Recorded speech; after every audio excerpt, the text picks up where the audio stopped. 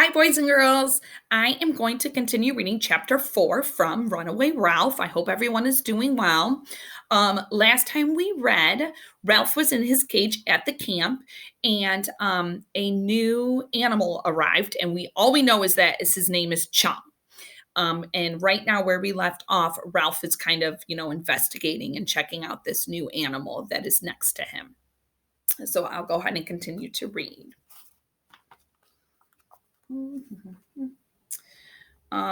So the animal, he's going through his food and he picked out a number of small green pellets and shoved them outside his cage. The cedar shavings still did not please him, so he went back to shoving, pushing, and stomping. From time to time, he paused to gnaw noisily at the bars of his cage with his long, curvy teeth.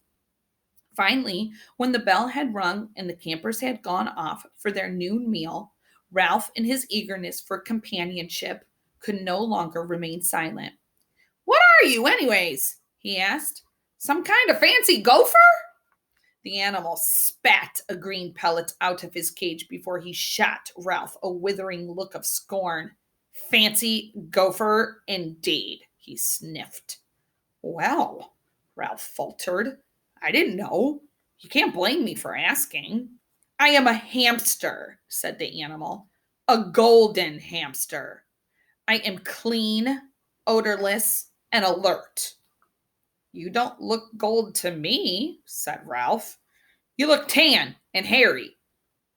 At that response, the hamster turned his back on the mouse. Ralph nibbled a kernel of corn before he made up his mind to try again. "Pretty nice place we have here," he remarked. "Plenty of food and water, interesting things to watch." The hamster climbed on his exercise wheel and sat swinging to and fro while he stared at Ralph. When Chum remained silent, Ralph continued, "It's safe from the cat, too." Chum appeared never to blink his eyes. "Maybe," he said. Ralph's whiskers trembled. That one word spoken by the hamster hinted at evils unknown to Ralph. Here was an animal who was wise in the ways of the world. "Well, go on," thought Ralph impatiently. "Tell me more." But Chum was silent. Finally, Ralph was forced to say, "How come that girl brought you here to Happy Acres?" "It's a long story," said Chum. "I'm not in any hurry," said Ralph. "Go on." Chum spat the hull of a sunflower seed into the bottom of his cage. "I was one of 13 hamsters, 6 girls and 7 boys, born in the back room of a pet store." 13? Ralph was awed. "That's bigger than my litter." "What was it like living in a pet store?" "We had a happy, carefree childhood there in the cage in the back room," Chum continued. "There was plenty of food and water and fresh cedar shavings in the bottom of the cage. We slept all day, all 13 of us, in a warm and cozy heap. Then at night, as we grew older, we would play. Oh, the fun we had those nights in the pet shop." Chum paused, a faraway look in his eyes. "Go on," urged Ralph. "Where was I?" asked Chum. "Oh, yes, the frolics we had at night. And then, Chum's voice shook with emotion. Ralph waited quietly until the hamster was able to continue. "One day, I was sound asleep in the corner of the cage. By then, we had grown a lot, and I was on the bottom of the heap, but I didn't feel squished. I felt safe and cozy there beneath my brothers and sisters. Then suddenly, Chum stopped, unable to go on. "Don't stop now," pleaded Ralph. "What happened?"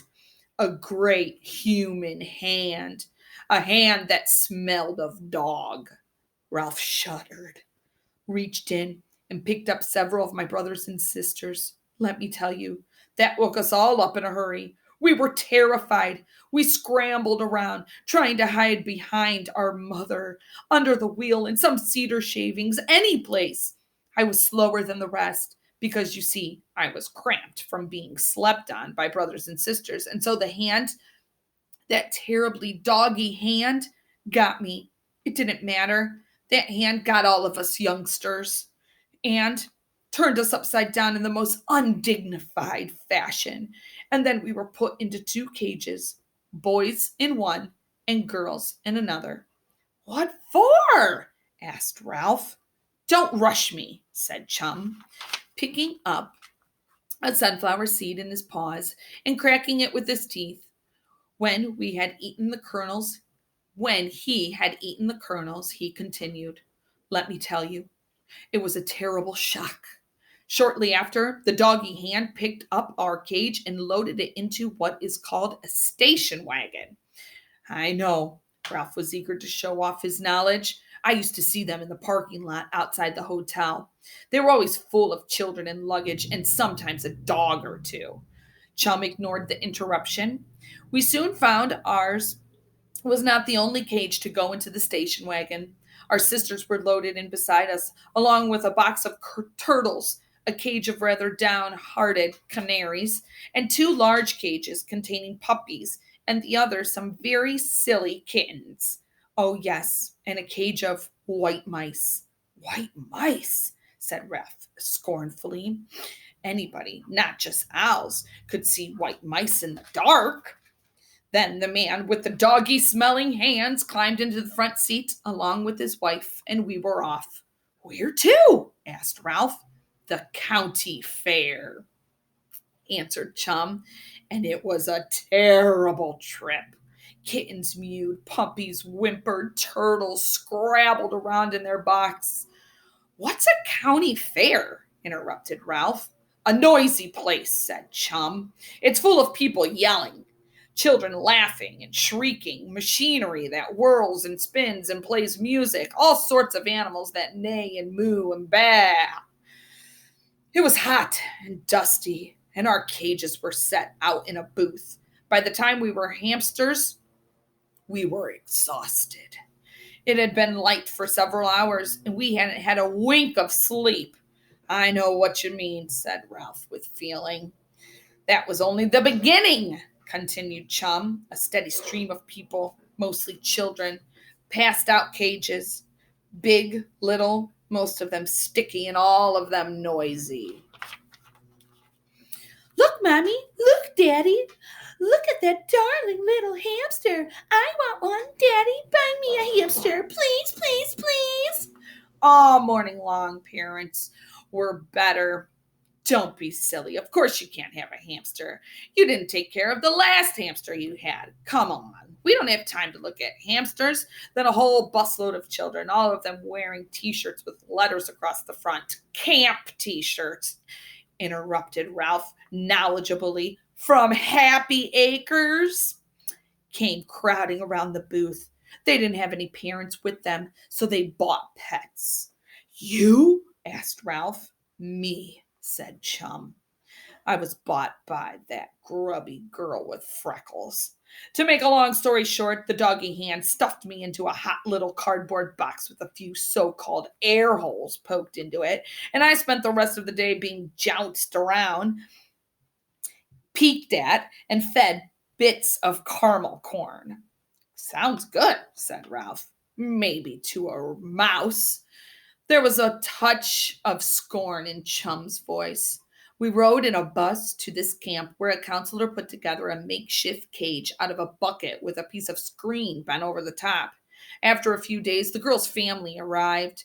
There was quite a fuss when the parents saw that their daughter owned a hamster, but her two little brothers set up such a howl that once more I was stuffed into a box with so-called air holes, and after more bouncing and jouncing, I arrived at the family's house where I was put into this cage where I have lived ever since. Poked at with pencils whenever the children's horrid little friends came over to play. Fed hamster food full of this nasty little alfalfa pellets that I keep shoving out of my cage. You'd think they would catch on after a while. But no, they just keep on feeding me food mixed with alfalfa pellets. The worst part of my life is that I've never get a fool's day of sleep. Someone's always moving the cage to dust, rattling something against the bars, running the vacuum cleaner, practicing the violin. It's not an easy life, let me tell you. But how did you get back to camp? Ralph wanted to know. Last year, when Lana was packing her duffel bag for camp, her mother said that since the people who ran the camp had let her buy me, they could put up with me for 2 weeks. She was tired of reminding Lana to feed me and clean my cage, and she wanted a vacation herself. She said the same thing this year. So here I am at camp for the third time. Oh well, at least it's a change, and nobody runs a vacuum cleaner or practices the violin near my cage. Ralph was silent. Chum had given him a lot to think about. Like Chum, he sat swinging to and fro on his wheel, swinging and thinking. And as he swung and thought, something caught his eye. It was the striped forepaw of Catsko reaching through the hole in the rusty screen door. Ralph watched in frightened fascination. The screen bulged from the pressure of Casco's shoulder as the paw groped and searched. The rusted screen stretched, and the evil paw, with its claw unsheathed, reached further into the craft shop. Where's Sam? Thought Ralph in terror. Why isn't the watchdog watching? The paw withdrew, and Casco's face pressed into the hole. His evil green eyes searched the craft shop. Ralph shrank into a ball in the furthest corner of his cage until he heard a short bark from Sam and summoned his courage to look around. Casco was gone, but the hole in the rusty screen remained. And that is the end of chapter 4. Chapter 5 is called The Personal Mouse. If you would like to share your prediction with me, you can add it to the comments underneath this video. Thank you so much, guys, and I'll see you later. Bye-bye.